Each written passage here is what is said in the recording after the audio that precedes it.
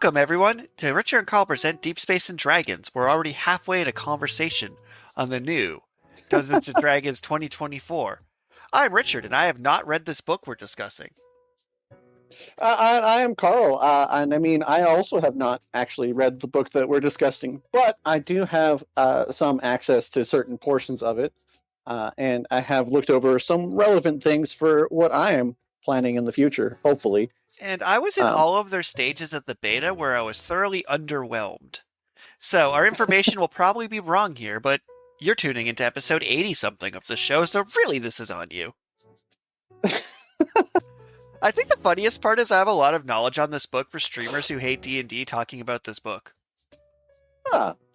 So streamers that hate D&D in general, or streamers that hate change? So a lot of my favorite D&D streamers, like Bob World Builder, Professor Dungeon Master, Ginny D, and a bunch of other ones, love talking about how great indie games are, and gave a ton of coverage of the OGL scandal, and then all shamelessly reviewed this product and deep dived into it, because it's like D&D pays their bills. And I don't know. Right. It's like we're a positive, supportive community. I'm like, you guys are positive, supportive, but man, oh man, oh man. All of you did this. None of you are like, you know what? No, I'm putting my foot down. No, okay. It's because you get more views on the D&D episodes, huh? Well, before we get too deep into our deep space analysis of Dungeons and Dragons, what's new in the Richardverse? Okay, so I'm heading towards the wrap-up of the season. And this weekend I ran Shadow Dark because I had some new players at the table, and there's like, they don't know how to play D&D. They're jumping in the middle of our campaign at level 8 in the middle of Chult. And I'm like, yeah, no, I'm going to just bust out Shadow Dark with its 6 core stats and your weapons, and that's all the rules you need to play. So that went really well. But then, and part of why when you suggested this topic, I'm like, oh, heck yeah, this will be interesting. I had the feedback I usually get afterward. So Shadow Dark is a really elegantly designed game with its 4 classes, 30 seconds to roll up a character. Your background just gives you advantage on background things. Your weapons are close range, mid range, long range. Spells, you make a roll. Like, it's very elegant. You get your 2 spells if you're a spellcaster. But after every time I've ran Shadow Dark, at least one player without fail will be like, I like D&D better. And they'll usually cite something like, oh, you feel like your skills are more relevant, even though if you actually do the math, the difference between having proficiency in nature or just high wisdom is 2. Which means the difference is whether you roll a 12 or a 14 to succeed, which means it's a 5% differential. But it's like something about how D&D is constructed make people feel like they have more control over the game, where like the less bells and whistles you put on Shadow Dark, the more obvious it is that you're just gambling with slight modifiers. Right. Like, it's an interesting concept for a player to be like, oh, well, I prefer picking specific skills, so that way I feel like my wizard's more specialized than their wizard. And I'm like, okay, you both picked intelligence. So are you telling me neither of your wizards would have had Arcana normally, and you wouldn't argue that all skill checks involving intelligence were somehow Arcana? If I said that's a glowing magic mushroom, you mean to tell me that you're like, oh, well, my character's bad at mushrooms, so that's less fun, and you wouldn't be like, well, it's a magic mushroom, so shouldn't I be able to use Arcana? Which functionally, mathematically means it's the same thing as just using your intelligence. That is pretty funny. So it's like ironic that when players ask for more complexity, and then try and subvert that complexity in-game in real time. So it only added more complexity to me. It's like, when's the last time someone made a strength check and didn't use athletics? Yeah. And if the argument is that every strength check is athletics, then there's no reason to actually have athletics, is there? Unless you're doing non-athletic things, like your strong character who's bad at athletics. Which, why would you be that? Yeah, it's kind of funny, actually. I recently read the core rules of D&D, and jumping is based on your strength score, and optionally, the DM may choose to let you roll an athletics roll to increase your jump distance or jump height. Oh, is it the 2024 core rules? No. Well, see, 2024 D&D is designed to run with the same core rules. As far as I know. They updated the core rules, I think. I thought the whole point was that it was backwards compatible. It's backwards compatible, but I have to imagine, because the base rules are stripped down I'll call this 6e, even though it's not out of spite. So Hmm. free D&D Beyond, before I'd bothered acquiring the new player's handbook with a Christmas present from a friend of mine, it Hmm. Yeah. was that the 4 new classes were now available, which led me to believe that if the classes and subclasses were, which are the basic rules they give for everyone, had the new ones in it, that they must have updated the basic rules as a whole. No. So, I mean, the reason that I have thought that the core rules were the same is because their secondary books, namely Quest from the Infinite Staircase. I believe that they said that's the last book they're printing in 2024, and it's designed to be a bridge between the new version and the old version. But they all run the same, like the D20 system, and all the same basic rules, so they're completely compatible. You just have more optional features in the newer version. Yeah, you're With wrong. The free rules were updated to 2024. oh, yeah, okay. I wonder what changes were made then. So that's the thing, is because I played through the beta, I know some of the things they were going to change, and I know that for the most part, they chickened out. So, Ah, before we go too far into my hatred of that, the rest of the What New with Richard is working my last couple weeks of my co-op terms before I head into the next semester, getting worked on my book, helping my mentor with a project I can't talk about. right. Um, so tomorrow for work, because it's our last team something something workshop friendship laboratory something other meeting. It has a cool name, Hmm. cannot remember. It's like everyone bring in their favorite snack was our request. Okay. So I was trying to figure out what my favorite snack was. And after Hmm. searching on Amazon, it became apparent that I could get my hands on Pokemon cookie honey biscuits, which are delicious and have little Pokemons on them. But the wild part Okay. is they were Okay. only $2 a box. So like the size of a box of Oreos, and they're only $2. Huh. So I'm bringing in 5 boxes of these Pokemon cookies and a box of Pokemon fruit snacks that cost me under $20 total. Based on my monthly book sales, I converted them into Pokemon cookies. Which is funny because of uh, like Prime free shipping. It absolutely cost them more to bring me the cookies than profit they made. that's a win. Because I'm not sure it's my favorite snack, but I think the novelty of handing out Pokemon cookies makes it my favorite snack. Right? Like, Mm. I don't know if it's the most delicious treat I can think of. But as far as doing a bit is concerned, it is an amazing bit to be like, what's your favorite snacks? Pokemon biscuits. That's just great. Well, okay. I mean, favorite snack, like, there's a lot of things to consider Well, when you're talking for about your favorite context, snack. so I'm so used Because I mean, to flavor is obviously a very important one.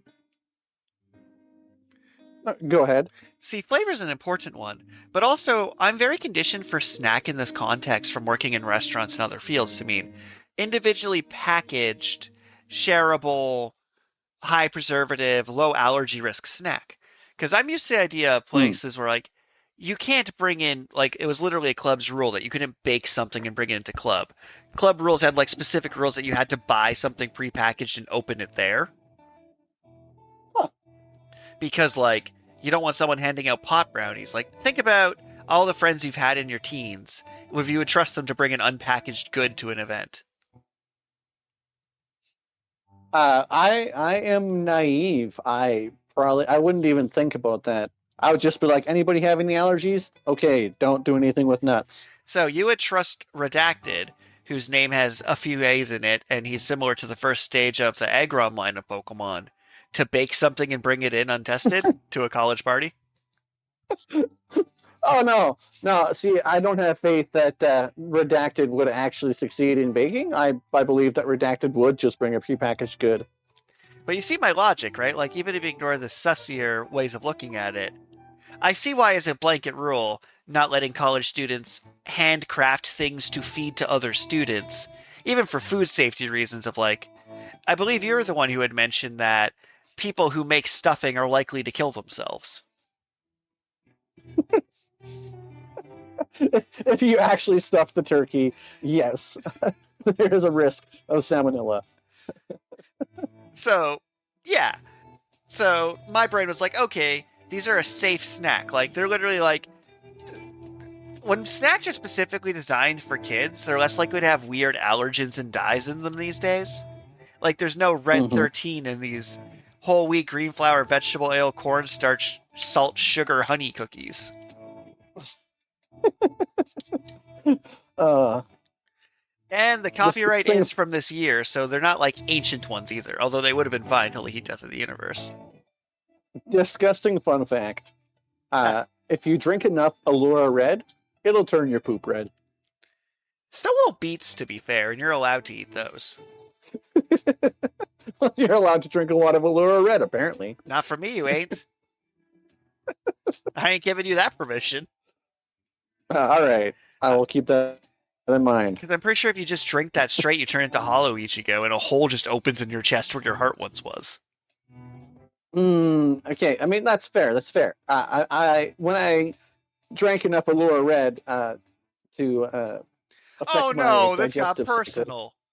Oh no. No, it was in the form of Red Powerade. So you know, that's I just like Red Powerade, and then eventually you just drink enough, and it's like, oh yeah, I probably shouldn't be drinking so much because there's too much red food dye in here. It's just like when it was a conceptual thing, it wasn't gross. But when it became a personal thing, it got real gross real fast. Like in the office today, someone was talking about having a cyst removed, which is one of my weaknesses, but also a thing that had happened to my armpit and was the most excruciatingly painful thing in my life. So it's like they're telling the Right. story, I'm deeply empathizing and also dying. Because it's just like, Right. I'm being tortured, but I also have 100% empathy. So I'm like, no, I need to support this story because I fully understand how truly terrible this was. Mm. But it nearly killed me listening to this retelling. Oh yeah, right, Carlverse. What new? We kind of hit the ground running with this episode, and I'm on Yeah, board. we did a little bit. But okay. So, within the past year, we got some new neighbors, um, and these neighbors have dogs. They have 3 dogs now, I guess, and I think they have a cat. I don't know. They have lots of pets. Um, but the dogs are they like to bark a lot, and that scares my fiance. Um, but so I mean, I'm an animal person. I like animals. Animals generally like me.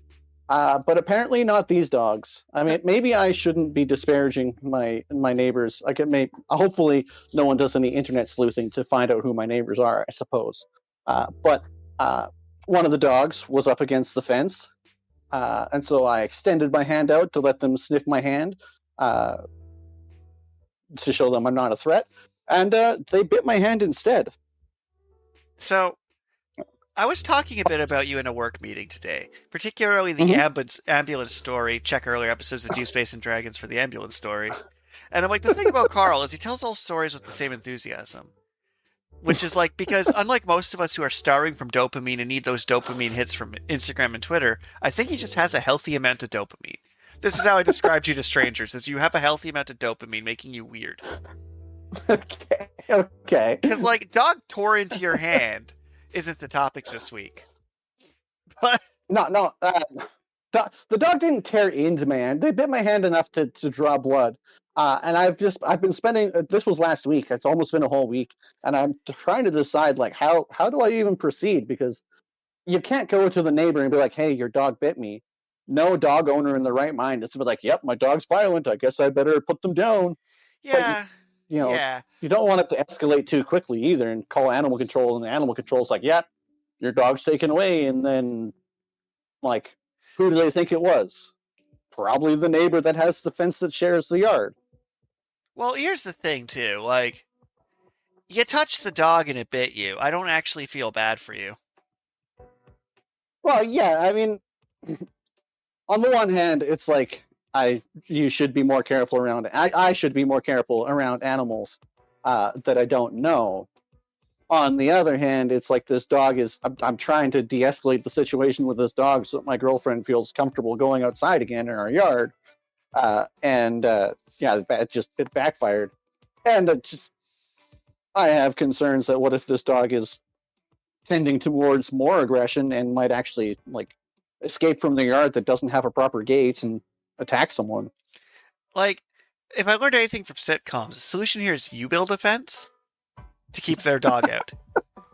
Because yet Well, see, again, like at this current juncture, and this is like mm, hypothetical legal Richard speaking, who isn't trained in any mm. meaningful way, and in fact may get rejected from law school from someone listening to this episode while my directions are going, which would be deeply satisfying to be like, oh yeah, I listened to your podcast, you don't get to be a lawyer. I'm like, yeah, that's fair. I put this on the internet publicly thinking I was a writer. Anywho, the facts remains like your hand crossed a property line and touched a dog that was on the other side of a fence. You have nothing to stand on here. Mm. In fact, it's easy to argue you aggravated the dog, and it would just end poorly for you. As much as awkward as this sounds, you don't really get to take action on something for being a threat until it does something. So, like, really, you should be put down. Harsh. Yeah. Uh, I know you're like, best friend, back me. I'm like, I am backing you by telling you don't touch other people's dogs without permission. yeah, I mean that's fair. Sorry, man. I want to have your back on this one, but I'm with the. And remember, I'm terrified of dogs, for the record. Like, I would just be like, I'm not going to this yard. It's scary. But it's true. Like, Right. until the dog does something, there isn't actually a play to be made other than, like, upping your yard security and pimp factor. Right. Which is a little bit difficult because it's a rental property, so I can't exactly just. Oh! I need You to. have a I guess beautiful the number one solution. thing I should do. Pause. Hmm? You got a beautiful solution.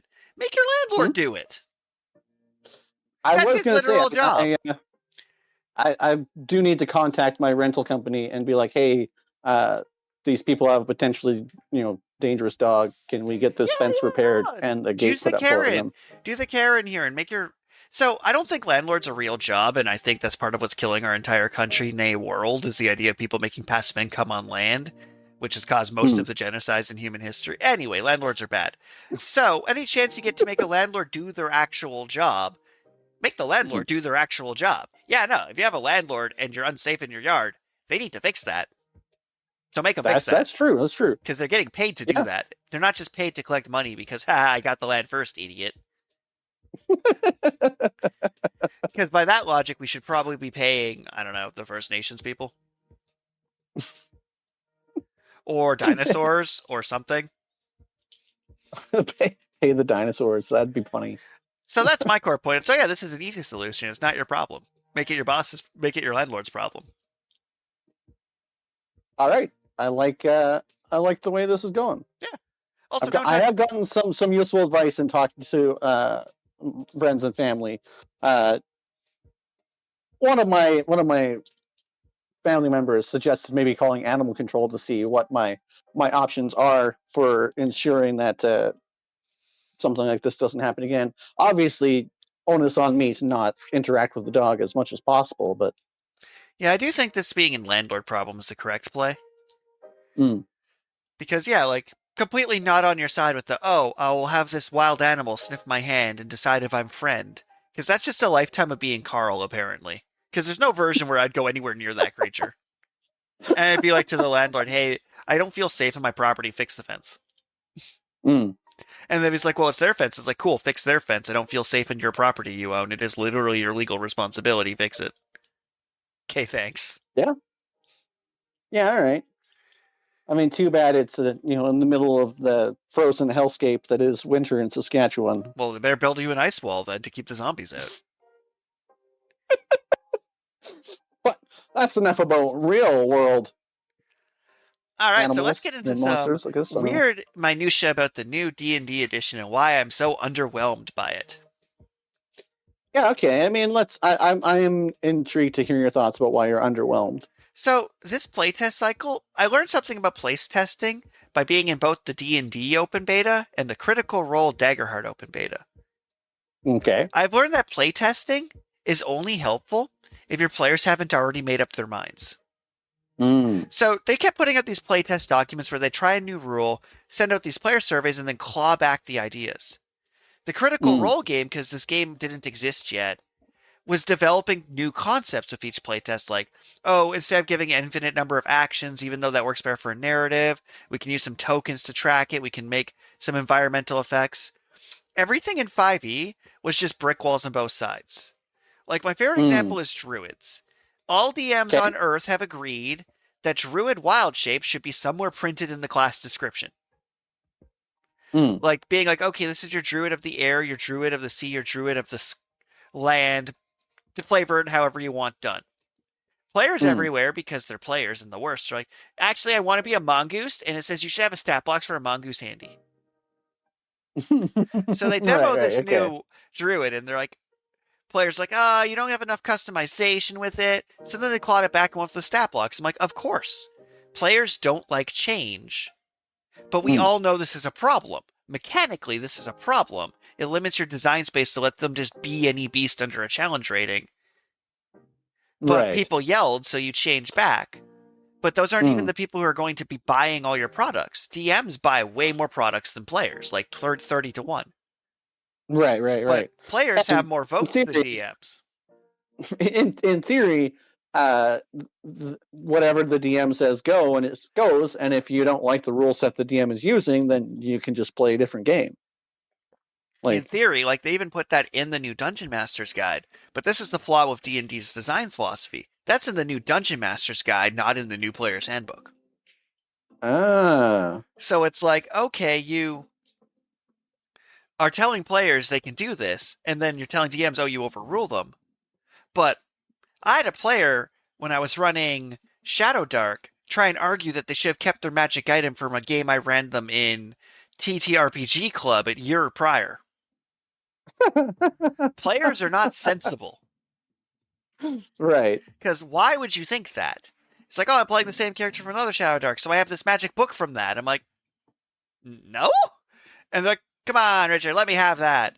And the thing is, by giving them any wiggle room, your players will try and push back against your absolute dictatorship, even though the game doesn't function without you. So if the druid said right on it in the book, you wild shape into one of these three forms, and then the player can go like, Mm. come on, let me be a mongoose, is so much easier to sell than, come on, I have this mongoose stat block ready. Mm. Yeah. Okay. So then, ultimately, the changes you feel are not significant enough because both sides stonewalled each other and got nothing done. Yeah, so it's like, it's basically a balance patch. The like new rules, which I picked up because of course I did, I'll need them at some point, are Mm. effectively a balancing patch for this game, which is awkward Well, to say the least. well, see, so this is kind of where I'm at right now. So I have the 2014 Dungeon Master's Guide, and I have three anthologies of adventures from based on 2014 rules. I mean, like I say, the quests from the Infinite Staircase is designed for both, but uh, I was planning on using the 2014 rules because that's what most of my players are going to be familiar with.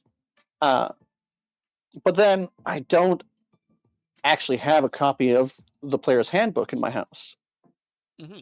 and so I'm like, do I go and buy the old one, or do I buy the new one? And where my The monster manual. Sorry, go ahead. so my solution is I would just add you on D&D Beyond and bookshare my new one that you bought me for Christmas. Yeah, okay. But I digress. So, like, the thing is, the new ones are balance patched, right? There isn't a single Mm, new class I would say isn't better engineered than the previous one. I don't think they're mm, better enough to convince people to switch. Like, I'm not about to tell my players, click this campaign link and rebuild your character with the new rules. Because effectively, mm, they made every class a little bit stronger, because that's how they right. balanced it, right? So the classes that were less played got more buffs, the classes that were more played basically stayed the same, which is why you have rogues being like, oh, you can spend your sneak attack dice to do some status conditions, I guess. And then you have monks upgraded on almost every level up because speaking in every language is functionally useless in this game. But like the back and forth was they had some ideas that seemed interesting that they weren't quite willing to commit to. Like, Mm, let's take the exhausted condition. The original exhausted condition in the new version when they beta tested it was for each mm. point of exhaustion, you get -1 to all dice rolls, and if you get to -10, you die. Okay. Because it got that pushback, now it's each time you achieve an exhaustion level, you get 2 minus from your dice rolls. Your speed is reduced by number of feet equal to 5 times your exhaustion level, and finishing a long rest removes an exhaustion. And basically, it like splits the difference directly between what the two versions did, Huh. resulting in like no one quite would know how it works off the top of their head now. Yeah. Because the new Okay. method And was too radical of let's just lower dice rolls. So, but it's like, no, we need to make sure it still lowers speed like it used to. So now it lowers mm, speed and dice rolls, but doesn't have advantage or disadvantage like it used to. right. And it's Huh. like a good example is, as you're saying, new subclasses with new classes. They tweaked Right. every subclass to now start at level 3. I kind of appreciate that. I I mean, kind of appreciate that. it's kind of a slap in the face to a lot of people who want a multi-class, but I don't think they should be designing the game for meta builders anyways.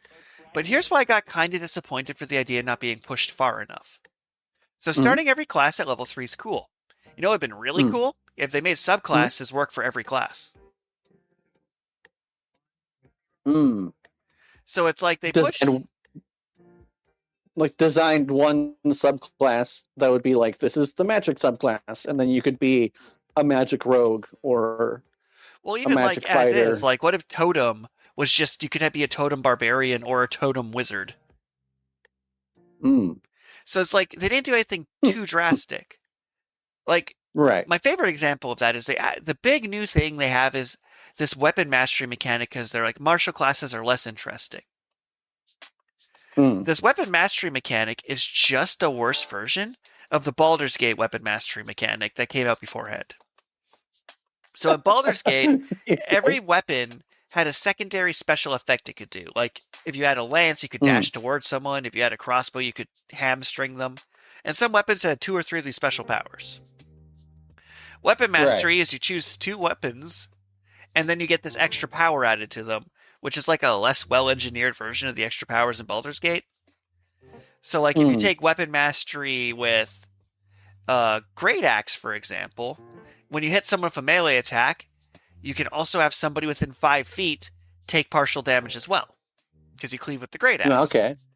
This Yeah, weapon yeah. mastery mechanic sounds kind of fun because it makes each weapon slightly different, even though they were cheap and didn't actually write one power for each weapon. So, like, several of them get Okay. cleave, several get graze, several get nick.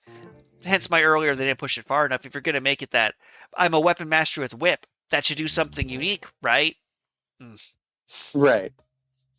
So they make this Mm. mastery mechanic, but then they're like, okay, we'll give it to some classes, but we're not going to put the Kensei monk in this book, the weapon using monk, to use this new weapon mastery mechanic. Instead, we're just going to re engineer classes that already exist and buff them. So Mm.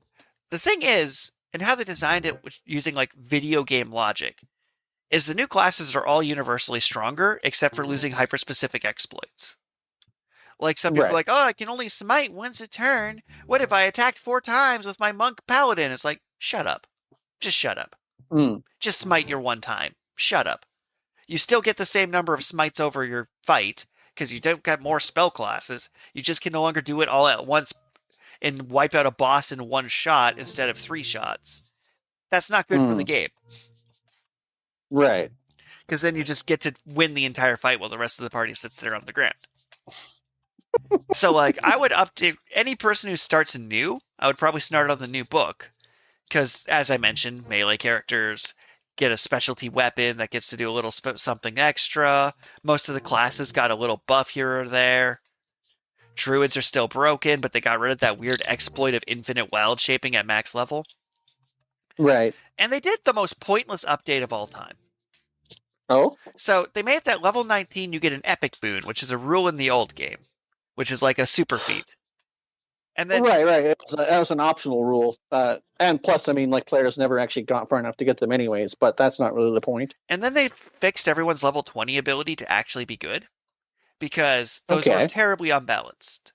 So, like, Right. for example, Barbarian before was your strength and con both went up by 4. That was sick. Mm.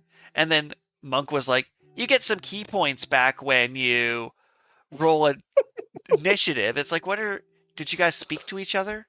So now Monk's final ability is almost a little too on the nose, where I'm just double checking the exact numbers, is you get 4 to your dex and your wisdom.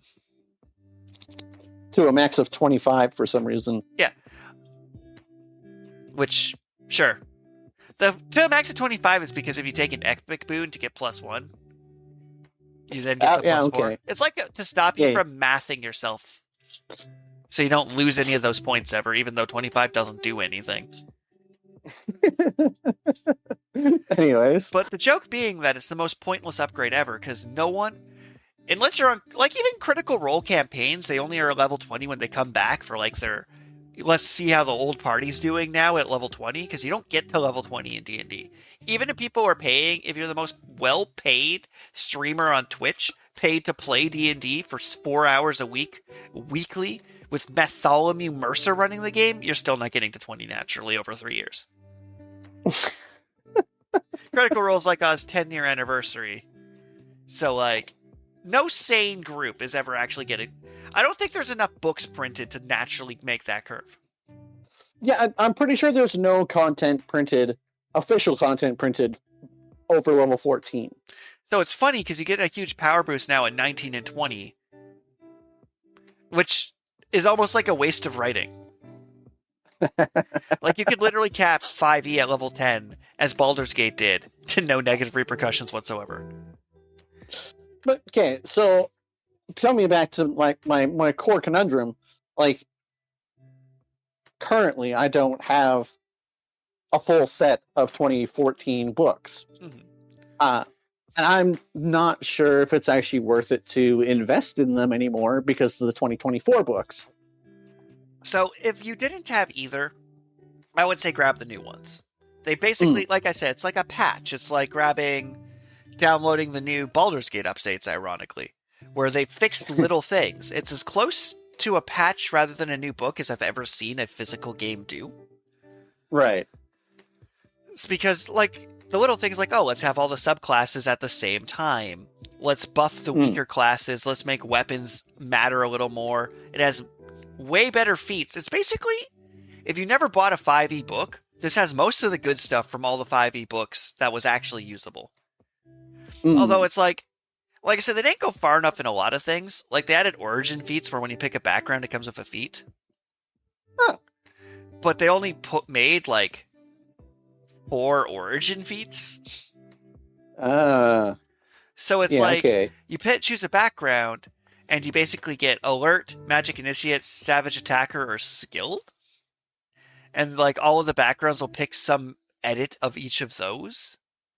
Okay. So it's like, the idea was good, but in the playtest you had Tavern Brawler, and I guess Tavern Brawler turned out to be too strong. Oh wait, I was looking at the free rules. Never mind. Let me look at the actual core book. There might actually be more than I'm giving it credit for. Mm-hmm. But the idea that, okay, we put in this origin feat mechanic, so we made the regular feats better and then made these separate shittier feats so your background could have a feat, is good, but wouldn't it be worth upgrading if you already had all the pieces up to that point, right? It's like, because it's just stronger, you're just playing with better Pokemon. It's like when you jump into, like, Gen 7 Pokemon and you're like, oh, well, I guess I'm not going to use a Butterfree. Why would I do that? Okay, but so then, walking this back just a little bit, I did buy the 2024 Monster Manual. It hasn't come out yet. It doesn't come out to 2025, which is kind of hilarious to me. But so their naming was stupid, by the way. They were going to call it 1D&D, and yet they, chickened out at the last minute. Because nowhere on these books do they say 1D&D. They just call it Player's Handbook, Dungeon Master Guide, and Monster Manual, and didn't actually commit to calling it one D&D. See, it's the little things like that about this that makes it such a mediocre product. Okay, but so the 2024 Monster Manual, according to their descriptions, uh, the original one had about 300 monsters. The new one will have about 500 monsters, I wonder how and many of then there's those are kind of, colors. and then there's minor like tweaks and differences there. But um, if I'm playing with 2014 players and I'm using 2024 monsters, do you think that actually is going to cause a noticeable like difference? So, D&D is weird. It's kind of like Monopoly with free parking. So, Okay, I've been working on balancing D&D fights, for like 7 years now. there goes our one F-bomb. Worth it. Like, that was like a natural one. I didn't force that. I wasn't doing a bit. It just came out. The number of Okay. times I've had to upscale a monster because they would simply kill whatever was actually supposed to be mathematically a threat, or it swings too far in the other way. It's like once Right. players hit level 5, you can throw an ancient dragon at them, and they might just win. Right. Like, almost every time it says to fight a young dragon against level 3, I just up the size of the dragon by 1, and they still win. Okay.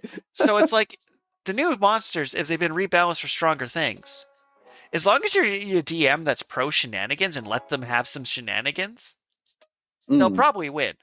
Because, like, a lot of these dungeons are under the assumption that after they fight the first monster, every other monster will start running towards them and kill them.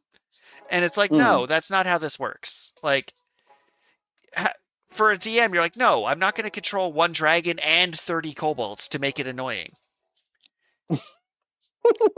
Right? Like, it's like, they Right. usually just crush you via action economy because I don't usually use minions and enemies because I don't want the players to sit there for 6 hours waiting for their turn. Right. So, Right. here's what my thoughts are. I wouldn't worry about the power difference. But if Mm. your one player is using the new book, I would make everyone use the new book because it nerfs them without looking like it nerfs them. So the Okay. new book Well, see. makes them stronger, but it gets rid of any bullshit they had in mind. So it's like, Mm. yeah, your dwarf is better than the 5e dwarf, Right. but you're not a half simic, half warforged death domain cleric who took the one ability that lets you start with the tough feat by yourself. Because what it does is it stops the educated players from cheating themselves an advantage. Because tough is just one Mm. of the origin feats now, right? So everyone would get Okay. that. So that one player who's being quote unquote clever got slapped. Like if someone's like, oh, I'm a Gloomstalker, multi-class, paladin, vengeance to triple smite, he gets a power up but loses his bullshit. Mm. So I would just have everyone over and be like, we're upgrading to the new edition, guys, and just make them do it. But you treat it like you gave them a prize, because I'm probably going to do that next week. Especially since I had to buy it once digitally and I just link everybody to it. Well, okay. So, I mean, I, I, I definitely see what you mean by classes just became stronger because, like, the rogue, for example, reliable talent used to be a level 11 ability, uh, and now you get it just like I think that's level 7 instead. So you just get it like 4 levels earlier, and instead you get like the improved cunning strike at Right? level 11. Which isn't actually more powerful, amusingly. It's just better? Because it's like, it lets you be more fun with it. Let's put it that way. Well, I definitely like the cunning strike. Um, but so it's like the rogue definitely got a straight upgrade, and I looked at the monk because the monk definitely also got a straight upgrade. Uh, like you say, that level 20 ability where you can regain however many key points at the start of battle when you roll initiative. That's just like I think that's level. I think they moved that down all the way to a level 11 ability. Yeah, but what you probably didn't notice with the rogue is they Hmm? sneakily took away its extra ability score improvement. No, it still gets it at level 10. Oh, it does. My bad. So yeah, like, and then it's like, yeah, it's kind of funny though, because like Wizards being, look, we rebalance this. They give you Arcane Trister, Assassin, and Thief Uh, again, but they'll throw in a Soul they, Knight for they, good measure. They did take away the rogue's blind sense. Which, Blind sense is, I don't know, it's kind of immediate. I don't know if it's better or not, but the cunning strike is definitely more interesting and utilitarian. so I think why they took away the blind sense is because they gave dwarves tremor sense. So your dwarven rogue Ah, now gets blind sense. yeah, yeah, okay. So it's like they probably are like, oh, we don't want to give him any of the new race abilities outright. Right. And like, for example, Cunning Strike being like you have to have a poisoner's kit on your person, it just tells you what it does. I've given this speech before where it's like each new ability you give players takes away their ability to improv a bit. Mm, So it's like, yeah, no one's gonna be like now they're like, oh, poison kit just does this. But right. also for new players, that's great because poison kit just does this. Mm.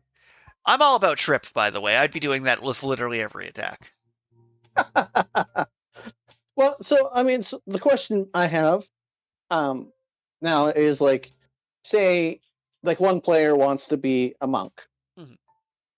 and the 2014 monk isn't as bad as the ranger, but is, at least according to the internet, one of the weakest classes. That's never been true. I'll die on No? this hill. Rangers, because they get multiple attacks and Hunter's Mark, can actually just match everyone with DPS with a bow with 200-foot range. So you just sharpshooter shoot someone with Hunter's Mark for like 3d6, or like the Hunter one. See, Ranger had a lot of its power in its subclasses. Like, oh, if they're not at full health, they take a d8. They take a d6 for Hunter's Mark. You get an attack with your main weapon and your offhand weapon for another d8 and another d8. Oh, what's this? You Mhm. get to apply Hunter's Mark on each hit?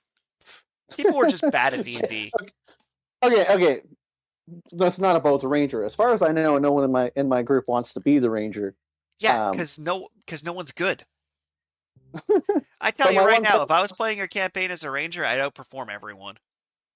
one player does want to be a monk, and I'm looking at the 2024 monk. It's like, the monk is usually not particularly strong, just because it's limited in what its options are of what it can do, because it has to be high wisdom, high dexterity, and it's just like you don't have much room for feats if you want to Yeah, like max out your I've tried to stats. And play around with like a strength monk, and it just never quite does what I want it to. exactly. So like, um, would it be unfair, do you think, for me to be like, hey, try this version of the monk?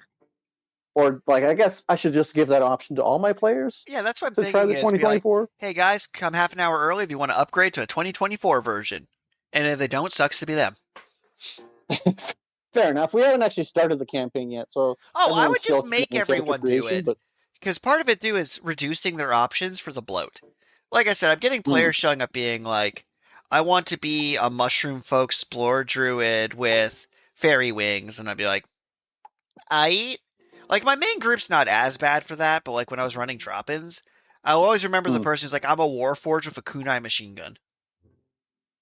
And with then a was like, kunai machine gun. he's like, yeah, because I'm a warforged fighter with an artificer subclass that says I get gun proficiencies from the Eberron book.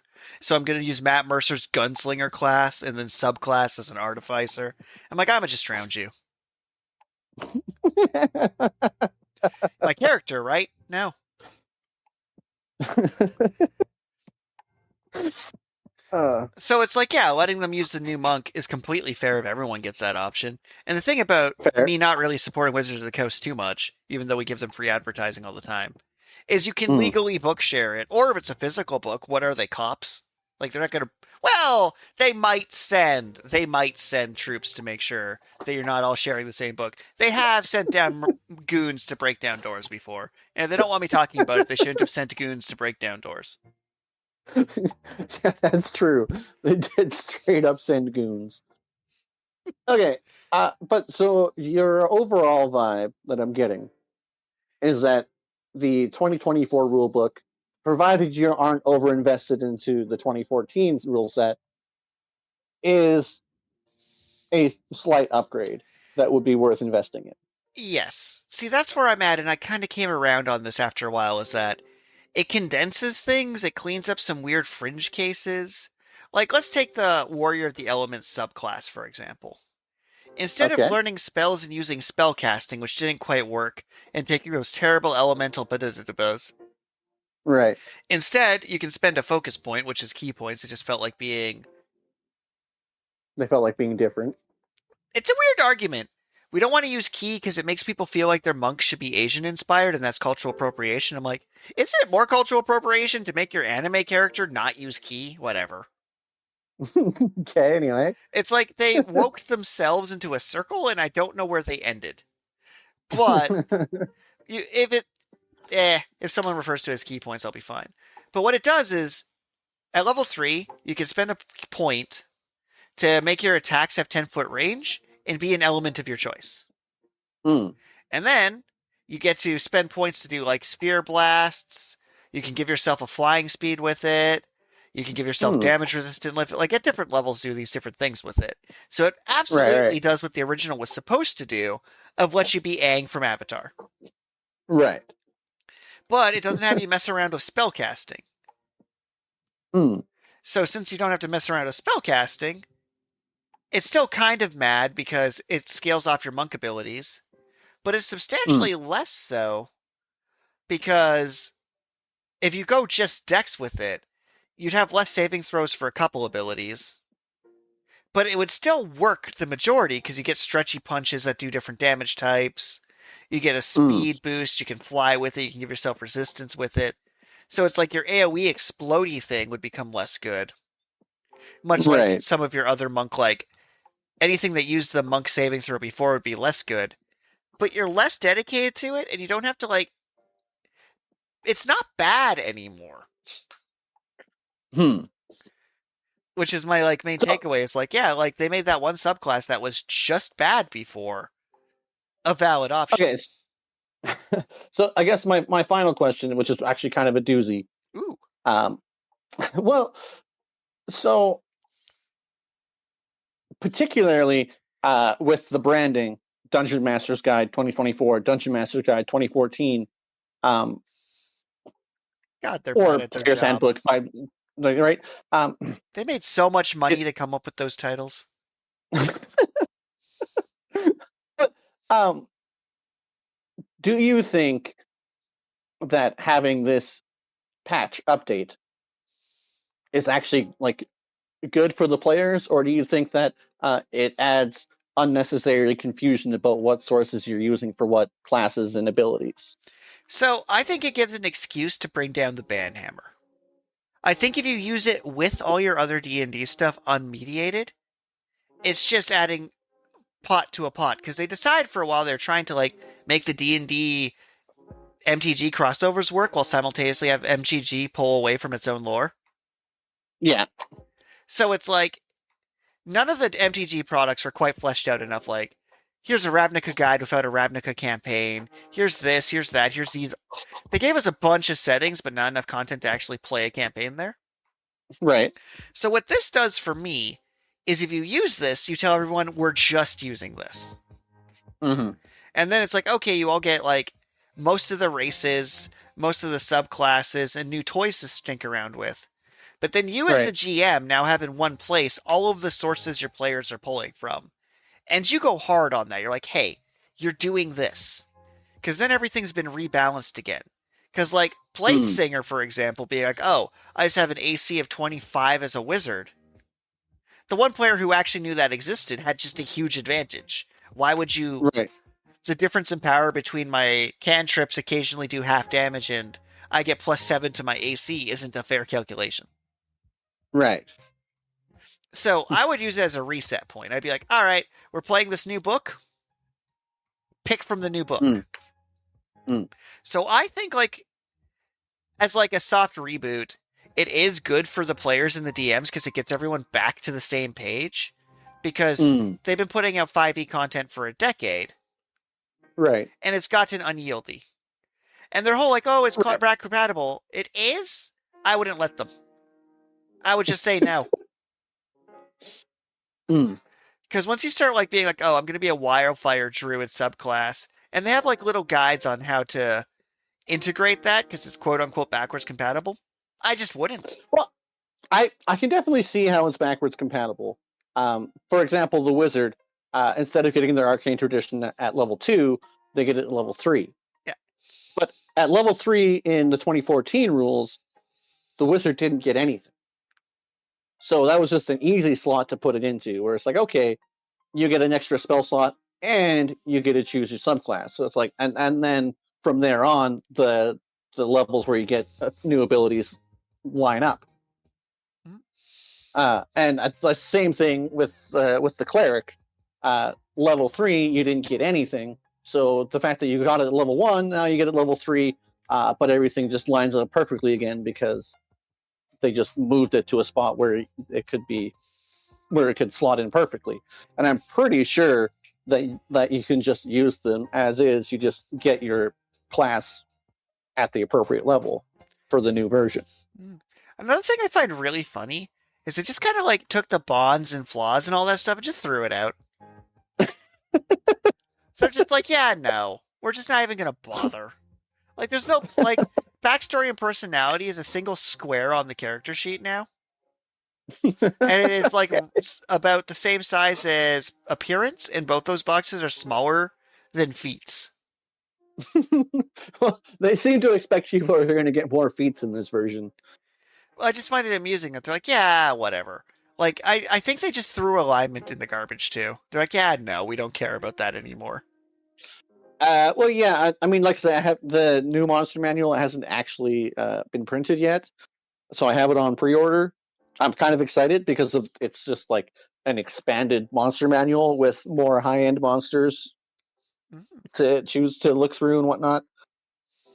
Um, but they've kind of been doing away with alignment slowly, anyways, because like they don't want to say that any one race or monster is inherently evil, even though it's like Yeah, like it's yeah, but also I always think of my favorite Nemesis player being like, I'm lawful good because in my society, burning taverns to the ground is a thing my people would do. And I'm like, but you burn those people alive. And they're like, yeah, like a lawful good person. I'm like, and I had this epiphany where like, they're like, oh, I can wield the lawful good sword. And I look at the description of the sword. I'm like, how is it that you're the same alignment as the sword and the sword hates you? It hates you with every fiber of its being because you don't get along at all. And the evil sword agrees with you completely. It's like, well, you see, good and evil is a spectrum. I'm like, alignment's dead. You can wield Excalibur after burning children alive. Alignment is now dead. uh I did enjoy the awful good characters, where they're doing lawful, but they're saying terrible things. Like I had that character Philip who refused to negotiate with terrorists, and so when the rest of the party was trying to recruit goblins, uh, he was just like, "No, I'm going through this portal instead because I don't agree with you guys negotiating with these terrorists." Right? And like, they still have like a carrying capacity table and all this stuff that no one will ever pay attention to. Mm, But like, even looking at the character sheet, it's like, okay, they almost optimized it a bit more for video gaming. I think one of my quips about 2024 Player's Handbook is it's less good than Baldur's Gate. Like, Baldur's Gate started with the same 5e rules and changed things as it needed. And like, the Player's right. Handbook changes aren't as good as the Baldur's Gate changes in the same direction. It's like they had similar ideas, but didn't do it quite as well as Larian Studios, which is really funny to me. Like, if the new Player's Handbook was just like matched the rules one to one to what they did in Baldur's Gate for like everything, Mm. I'd be so many kinds of on board. But like, there's little things they did where it's like, okay, the feats in the Player's Handbook have all the interesting ones, like Chef, Crusher, Piercer, Dual Wielder, has been adjusted to actually give you a stat up. You know, just little things that very much help Ooh, the design. I can't. I do have a quick question. Um, do you know if they've made changes to dual wielding? Because that has always, with the two weapon fighting style, with the feat, and just with the fact that anyone can technically dual wield, it's always been kind of an ambiguous rule because there's so many like ways to offshoot it. Let's take a look what they settled on. Because, like, the way I've been home ruling it, or even in my most recent campaign, is just when you do anything, because this is how Baldur's Gate did it, you could bonus action with an offhand weapon.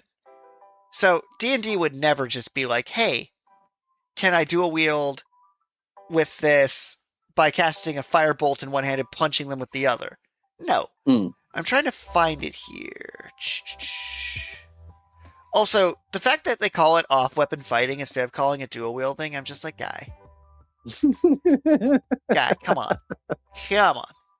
All right. So as I look this up, Mm-hmm.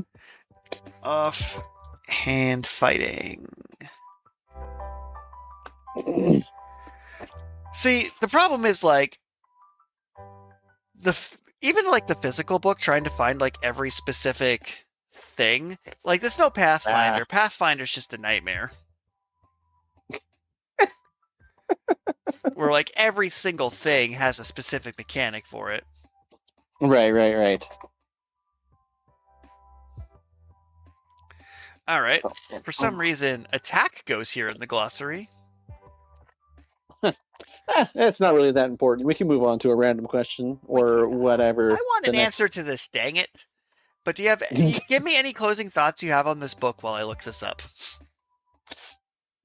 Well, I don't know. I've kind of gone over them all. Where it's like I have this concern that someone is going to go and buy a player's handbook and not realize that they bought the 2014 version. Oh, that 100% is going to happen. That's why but digitally, you're not going to have that problem. If you do it on D&D Beyond, you're pretty dumb.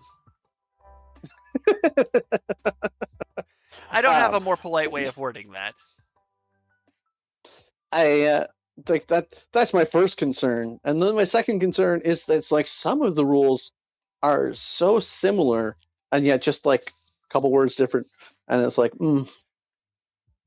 how many people are gonna like because it's not a new edition or even a 0.5 edition. Like, and they've been releasing the 5e content for like 10 years, and people have that core rule set in their mind. It's like, I don't know. It's just it seems like it's a nightmare for DMs and players. I mean, unless you where I kind of have take the hard stance, I guess. Different thought on it, where because the rules are so close, if you get one wrong, it shouldn't change anything. So it's like by switching everyone onto this version, it'll actually make it less confusing. Because it's right. Use the Monopoly example again. At this point, a decade later, everyone's forgot how to play D&D. Right. Like anything that's been house ruled has become the rule at this point. So like having a new book, like for example, they got rid of offhanded fighting no longer exists. What happens is weapons with the light property are when you take an action on your turn and attack with a light weapon, you can make one extra attack as a bonus action later on the same turn. The extra attack must be made with a different light weapon, and you don't add your ability modifier unless that modifier is negative. So, offhand fighting is literally what the light weapon feature does. And then if you have the two-weapon fighting style, you can add the ability modifier is if the extra attack is a result of using a light weapon, you can add it, and then the dual wielding lets you make the offhand attack with a light weapon if you're holding a non-light weapon kind of thing. And then ups the stat and then lets you sheath and unsheath two weapons at a time. Yeah. So the phrase offhand weapon, why I couldn't find it is it's just gone. It's just what light weapons do. Yeah, okay, that makes sense. But also, how they reworded the two-weapon fighting is when you make an extra attack as a result of using a weapon's light property, you can add your ability modifier to the damage of that bonus action attack. It's like, oh, okay, so if you take two-weapon fighting, it has that reminder in front of you how it works. Yeah, okay. Is it an elegant solution? No. But it'll do. It'll do. But yeah, my thing looping back around is with Christmas and things, there's a good chance someone in my group buys me and each other the new player's handbook. And I'm planning to use it to force everyone to upgrade to get rid of some of the chaos. Because then I'm just patching everybody. I'm mad it doesn't go far enough, but my players are stubborn. I won't be able to switch them onto a new game. I've tried a few times, it just doesn't stick. Right. Like, I'm not going to get them to be like, oh, want to roll 2d12s and play Shadowheart? play Daggerheart because it'd be like, I like the complexity and strategy of D&D, and I'll be like, cool, tell me how offhand and combat works right now. But that's kind of where I'm at with that one. Is like, They don't know. if they're not going to let me, and I'm still so mad about the wild shape thing. They did do one nice thing where they put the wild shape stat blocks in the back of the player's handbook. Oh, yeah, okay. So I'm willing to be like, yeah, if you want to use any animals, use the ones in the back of the player's handbook. And they're like, but I want to be a dire war crocodile. I'm like, too bad, punk. Too bad. It's in there. And if it's not, sucks to be you. So all in all, like it's because it's been a decade that I'm like, fine. It's a completely unnecessary upgrade. But it's like as soon as one person upgrades, you're better off upgrading everybody, which is their entire scam. Right. I guess that makes sense. And with that being hyped up, time for our random question. Let's see. I love random questions. So random we've definitely questions are used like several of these already. I'm just working my way down the list. What ice cream flavor would you be? What ice cream flavor would I be?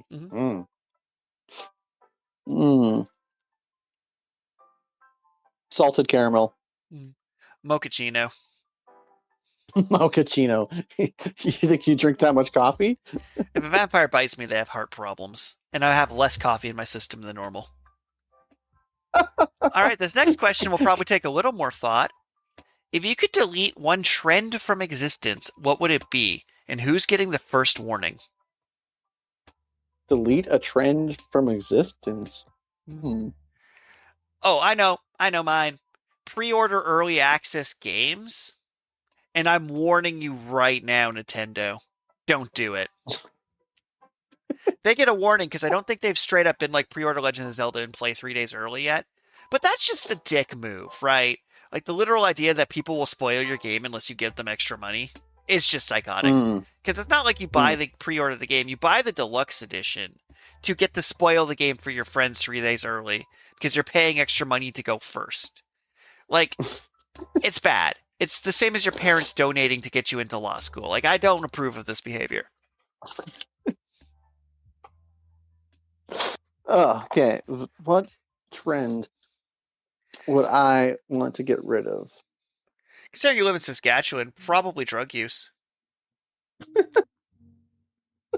Well, I mean, I don't know. Man, I should have looked at something bigger. I should have been like food cost inflation. Nah, I'm such a selfish jerk. Yeah, I don't know really. I guess those do count as trends. But I'm trying to think of a trend something that annoys me that I would like to stop happening. People using like in a sentence? No.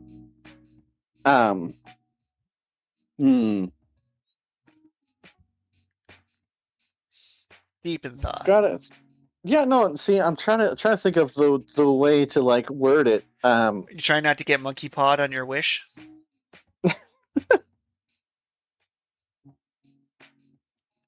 Well, see, there'll definitely be something about like posting online, comments and whatnot. But I'm just trying to think like social media. Damn, power play. Yeah, well, I mean, yeah, maybe social media as in general. And I think Meta would be getting the first warning then. Yeah, because like everybody knows that social media is bad for like your social skills and abilities and general overall happiness. Like everyone knows, and yet everyone does it anyways. Or like everyone knows that Amazon is a giant evil corporation, but they're so damn convenient that people just do it anyways. I mean, the cats did it so they could have more boxes. So it's like, I wish I could eliminate the trend of people using something that they know is bad because it's convenient. I mean, I'd also kind of want to go with disruption method marketing, where you build a business, intentionally undercut everybody, and then after you killed your competition, jack up the prices, like Netflix adding commercials back in now that they've killed TV. Now that they've killed TV, they want to be like TV. And this question's a fun one, but it'll be another quick one. If petty revenge were a sport, what medal would you give your co-host? If petty revenge were a sport, So, hot take. I think you're actually better at petty revenge than me, because you do it really? so casually and so out of nowhere. It's like petty revenge for Carl. I can't even fathom what it'd be. It'd be like, I don't even know. Like, we'd go hang out with Cassie in a decade, and you just point to your stone boat you'd made floating there. And Cassie wouldn't even remember what you were getting revenge for. But, like, because the problem, though, is if it's scored like figure skating, I think people might not get it. So I'm going to have to give you a bronze. Because, like, Mm. your petty revenge might not come off as vengeance. Like, you're the kind of person where your revenge is you got someone a bagel every day and then stopped getting them a bagel, and they'll never know what they did wrong. And that was your goal from the start. But they might just think that, like, oh, no bagel, weird. My petty revenge isn't grand enough. It's not obvious enough. Well, see, um, keeping in the theme with D&D, I honestly, as pertains to D&D specifically, I think that you're a gold medalist in petty revenge. Oh, 100%. Not just in because D&D. I'm just a gold medalist in petty revenge.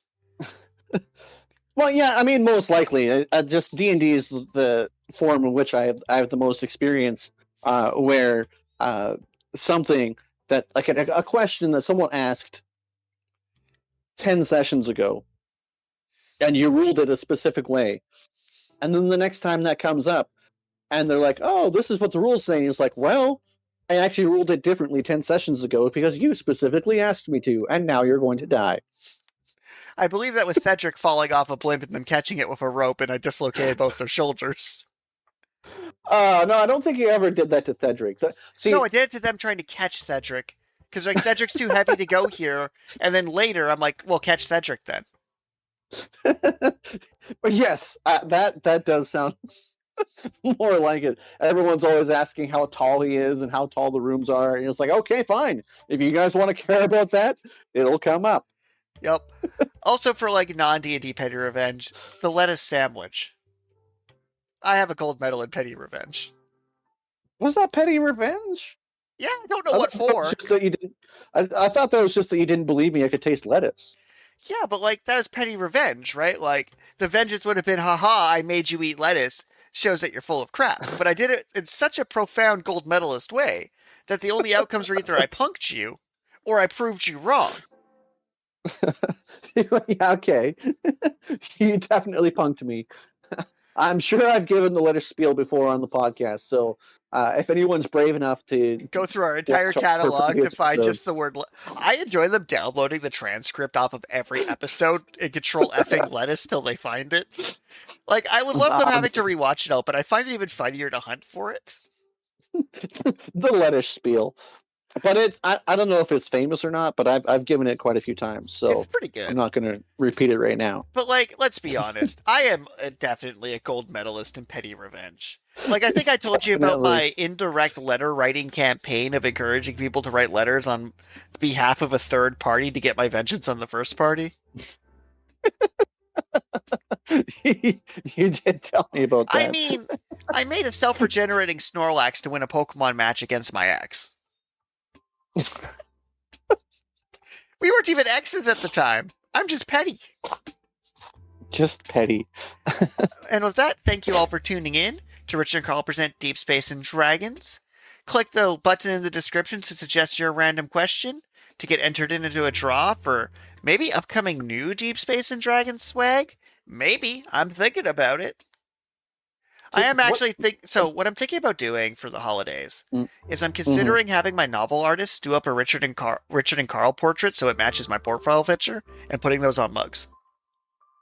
Okay. And your artists, they're just going to use whatever description you give them of me? Oh, I Like, have Facebook does he photos of you. actually have a picture of me? I have pictures of you I can send as Yeah, an okay, artist. okay. I mean, it's especially the one where I'm in the purple leopard print tank top being carried around by my brother-in-law. That's a good base It's one. pretty top tier, right? Like, I think you're just in a few of my family photos. Oh, that might be true. I recall this happening where, like, my mom's like, Carl, get in the photo. And you're like, I guess I'm in the family photo now. I don't remember when specifically it happened either, but But I know it's happened. I vaguely recall it happening. But yes, thank you everybody Okay. for tuning in. And yeah, maybe I'll get around to it. I don't know. I'm writing like a book and like doing stuff, but maybe I'll get around to it. The power of ADHD works in strange ways. And in the meantime, self care, hydrate, exercise, stuff like that. Take care of yourself because Also, if you're you waiting for only get someone one to life in one body. Also, I feel like throwing this one out there. If you're waiting for someone to step up and be the DM, it's a sign that you should step up and be the DM. Agreed. Bye. Bye. Really, I easily could do a full podcast on just TTRPGs. Like, if we had the hours for me just to run you through a different TTRPG every week, it'd be a top tier podcast. I have like such a backlog of those from the club, it's actually insane. Yeah. Like, I have a Cyberpunk TTRPG rulebook just sitting on my shelf being like, now how to find people who are willing to learn to play Cyberpunk. Hmm. Yeah, I think my roommate has a Starfinder book, and he also had this like superheroes book. Although the superheroes book, um, character creation was super complex, and I just never got past character creation because I wasn't even sure what kind of hero I wanted to be, let alone like capable of choosing the skills and Let's be abilities honest, you want to without be knowing the how to guy play the from a game. Doka box that removes colors, therefore their powers, with giant screws. uh,